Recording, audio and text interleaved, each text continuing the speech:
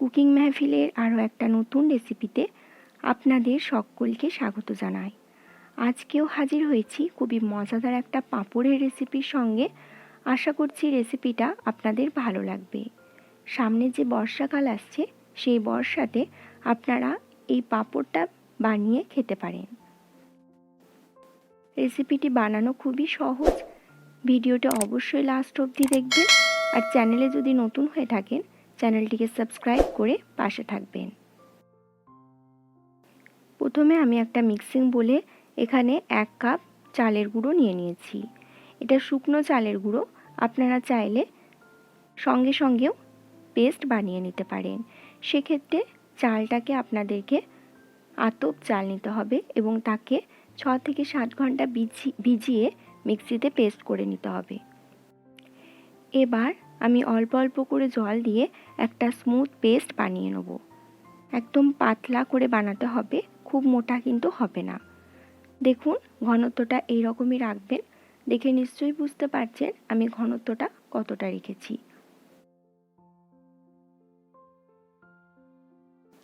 এবার এর মধ্যে দিয়ে দিচ্ছি চিলি ফ্লেক্স। এখানে আমি 1.5 চামচ চিলি ফ্লেক্স দিয়ে দিলাম। দিয়ে দিচ্ছি স্বাদ মতো নুন, আর দিলাম 1 চামচ গোটা জিরে। এবার সমস্ত কিছুকে আর একবার হাতের সাহায্যে খুব ভালো করে মিশিয়ে নিচ্ছি। এই পেস্টটি বানানো কিন্তু খুবই সহজ, খুব তাড়াতাড়ি তৈরি হয়ে যায়। দেখুন একটা স্মুথ ব্যাটার তৈরি হয়ে গেল। এবার যে পাত্রে আমি পাঁপড়টা বানাবো সেই পাত্রটা এখানে আমি নিয়ে নিয়েছি। সামান্য একটু তেল নিয়ে আমি পাত্রটাতে ভালো করে ব্রাশ করে নিচ্ছি, যাতে পাঁপড়গুলো খুব সহজেই উঠে আসে। এবার অল্প অল্প করে ব্যাটার নিয়ে পুরো পাত্রে ছড়িয়ে নিচ্ছি। হাতের সাহায্যে ঘুরিয়ে এইভাবেও আপনারা গোটা পাত্রটাতেই ছড়িয়ে নেবেন। আপনারা যে কোনো পাত্র এখানে ইউজ করতে পারেন। এটা কিন্তু খুব বেশি মোটা করে দেবেন না ব্যাটারটা।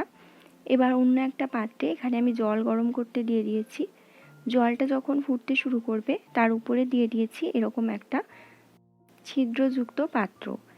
এবার ওই ছিদ্রযুক্ত পাত্রের উপরেই বসিয়ে দিলাম পাঁপড়ের পাত্রটি। এবার ঢাকা দিয়ে এটাকে 2 মিনিটের জন্য কুক হতে দেবো। দেখুন 2 মিনিট পরে পাঁপড়টা একদম রেডি হয়ে গেছে। এবার এটাকে ঠান্ডা করে নেব। ঠান্ডা করে নিয়েছি। এবার পাঁপড়টাকে আমি এই পাত্র থেকে তুলে নিচ্ছি। দেখুন কেমন করে তুলে নিচ্ছি। ফার্স্টে একটা কাটার বা ছুরির সাহায্যে সাইডটা একটু কেটে নেবেন। তারপর একটা সাইড এইভাবে তুলে হাতের সাহায্যে আলতো আলতো করে টেনে নিলেই পাঁপড়টা কিন্তু উঠে চলে আসবে। দেখুন কত সুন্দর তৈরি হয়েছে, একদম পাতলা ট্রান্সপারেন্ট। এবার একটা পাত্রে এগুলোকে শুকাতে দেবো। এই একই প্রসেস ফলো করে আমি সমস্ত পাঁপড়গুলোই বানিয়ে নিচ্ছি। দেখুন কতটা সহজেই উঠে আসছে পাঁপড়গুলো। এই পাঁপড়গুলো বানানো যেমন সহজ, খেতে কিন্তু অসাধারণ হয়। খুব কম সময়ের মধ্যেই আপনারা এটা বানিয়ে নিতে পারেন, শুধু শোকাতেই একটু টাইম লাগে। দেখুন অন্য একটা পাত্র নিয়েছিলাম, এই পাত্রটাতেও খুব সহজেই কিন্তু উঠে আসছে। যে কোনো ফ্ল্যাট বা সমতল পাত্র আপনাদেরকে নিতে হবে। পাঁপড়গুলো এমনভাবে শোকাতে দেবেন যাতে একটার সঙ্গে একটা লেগে না যায়। এবার এই পাঁপড়গুলোকে 3 থেকে 4 দিন কড়া রোদে রাখতে হবে। 3 থেকে 4 দিন শুকানোর পরে দেখুন পাঁপড়গুলো একদম শুকিয়ে গেছে আর কতটা ছোট হয়ে গেছে সাইজে। দেখুন একদম ট্রান্সপারেন্ট। আমার হাতের আঙুলগুলো অপোজিট সাইডে দেখা যাচ্ছে। প্রত্যেকটা পাঁপড়ই কিন্তু এরকমই শুকানোর পরে ট্রান্সপারেন্ট তৈরি হবে। এবার এই পাঁপড়গুলোকে একটা একটা করে আমি ভেজে নেব। পাঁপড়গুলো ভেজে নেওয়ার জন্য কড়াইয়ে আমি অনেকটা পরিমাণ তেল গরম করতে দিয়ে দিয়েছি। এবার তেলটাকে খুব ভালো করে গরম করতে হবে। তেল খুব ভালো করে গরম হয়ে গেলে একটা পাঁপড় ছেড়ে দিলাম। দেওয়ার সঙ্গে সঙ্গে দেখুন কেমন ফুলে উঠল। পাঁপড়ের যেমন সাইজ ছিল তার থেকে প্রায় 3 গুণ বেড়ে গেছে। আপনাদের সুবিধের জন্য আমি আরও যে পাঁপড়গুলো রয়েছে ভেজে দেখাচ্ছি। দেখুন দেওয়ার সঙ্গে সঙ্গে কেমন ফুলে উঠছে। এই পাঁপড়গুলো কিন্তু খেতে খুবই মজার হয়। একবার হলেও বাড়িতে ট্রাই করুন।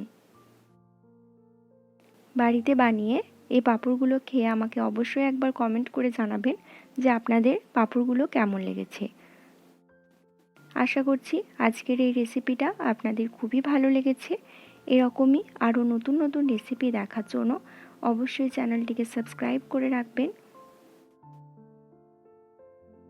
প্রত্যেকটা পাঁপড়ই কিন্তু একইভাবে ফুলে উঠেছে।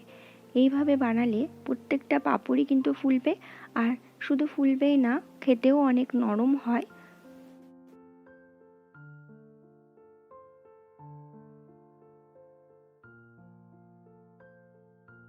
দেখুন পাঁপড়গুলো আমার ভেজে নেওয়া হয়ে গেছে। এবার আপনাদেরকে দেখাচ্ছি কতটা বড় আর কতটা ক্রিস্পি হয়েছে।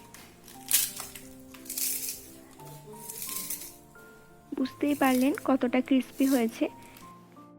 এই প্রসেস ফলো করে আপনারা খুব সহজেই কিন্তু এই পাঁপড়গুলো বানিয়ে নিতে পারেন। দেখা হচ্ছে আরও একটা নতুন রেসিপির সঙ্গে। নমস্কার।